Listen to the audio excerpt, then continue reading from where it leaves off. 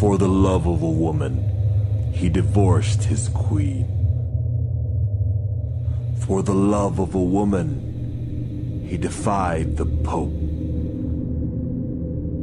For the love of a woman, he risked excommunication. For the love of a woman,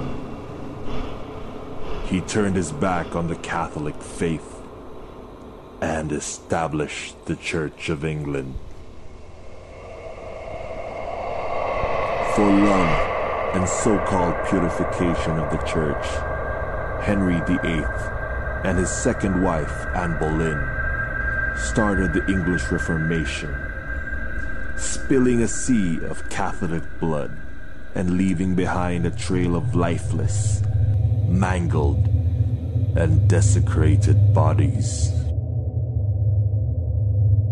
The Carthusian monks of the London Charterhouse, for refusing to publicly approve the king's great matter, the euphemism for the king's decision to divorce Catherine of Aragon, were condemned to be hanged, drawn, and quartered. The first group, wearing their habits, were dragged by horses through the streets of London, strung up on gallows, and left to hang until half choked. Then in the morning, they were cut down and revived with vinegar, so they might suffer the full horror of the punishment required by law for treason, castration, disembowelment, and decapitation. After their deaths, their bodies were cut into quarters, which were publicly displayed.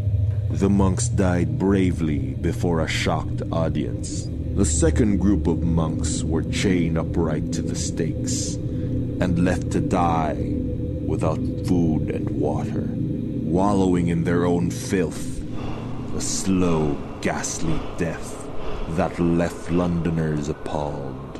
While the monks suffered, Henry feasted with Anne Boleyn.